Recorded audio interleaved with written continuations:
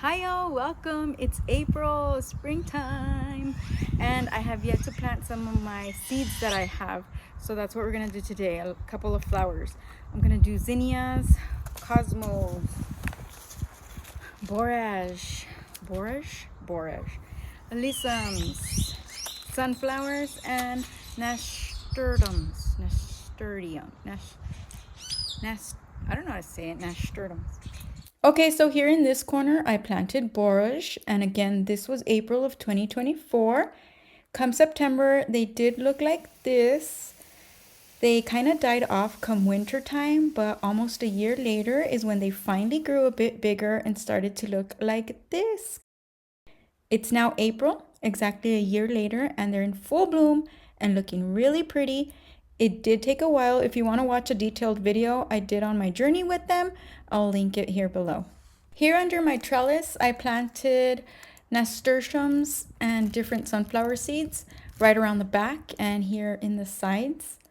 Right here, you could see some nice nasturtiums already growing over here on the right side. And I planted those about a couple weeks prior to this video. I also planted more nasturtium seeds, borage, and sunflowers here in the side as well. And the nasturtiums didn't grow anymore here, and neither did the borage, but the sunflowers did amazing. I'll show you here in a couple seconds. And if you're interested, I do have another video on my nasturtium journey. I planted some in pots and I planted some in the floor, and I tell you which ones do better. I also threw in watermelon seeds from watermelons that I grew and I saved the seeds from the year prior. And I just put the seeds in my raised bed, nothing special, just push them in there. This was April 3rd again, the beginning of April. And here's me pushing all my videos, but I do have another one of my watermelon journey. If you want to catch that, I'll link that one also. And come April 24th, the nasturtiums are doing really good. You could see them here. Those were the ones that were already growing, but the ones over here on the side are the ones that started growing even more. I got some flowers, and you want to grow them as a trap crop.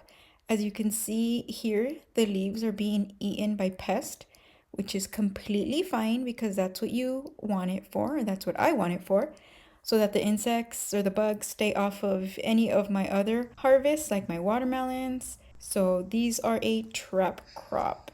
Come June, July, this is what my watermelon trellis looks like. Have some watermelons hanging.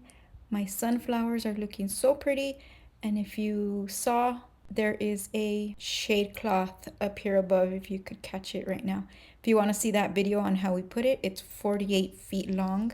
We have to put it. We get up to 115 degrees here in El Paso, Texas, so it's a must. So I actually have a quick video on how to plant cosmos and zinnias.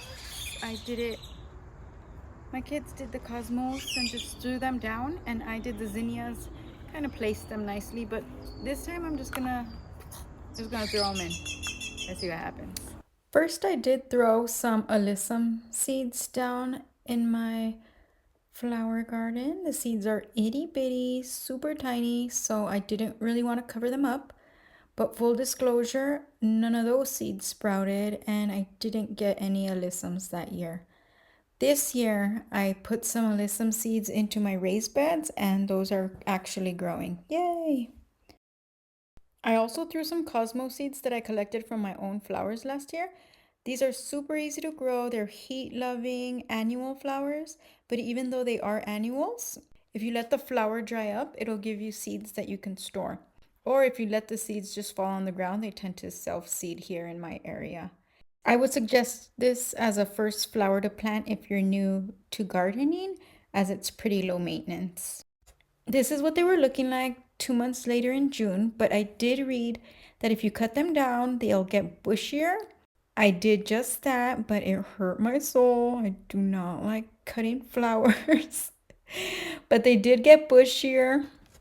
As you can see here, this is a month later in July, And you can see that the foliage did get greener, bushier, but I didn't have as many flowers. Well, at least not in this footage. I'll show you more pictures in a bit of when they were at their prettiest, but I don't always come and record my garden. So sometimes I don't have footage of what it looks like when I want to show you. Anyway, this is what it was looking like in July. And I didn't take horizontal footage of what the zinnias were looking like either. Womp womp. But here is some footage of what it looked like in September. The zinnias and the cosmos were looking really pretty. Butterflies enjoy them. The butterflies, again, enjoy my blue mist so much. I can sit in my garden and look at these butterflies for what seems like hours. And my kids enjoy watching them too. I just wanted to show you guys what your garden can look like in El Paso, Texas. Again, it's so hard to garden here. So I feel you if you're barely starting out. Cosmos and zinnias are the flowers you want to start with. That blue mist that the butterflies are all over, that's an easy plant to start with as well. It spreads through rhizomes and it spreads quickly. So you might not want it in your garden if you don't want it to take over, because I'm finding out that it might be taking over my garden.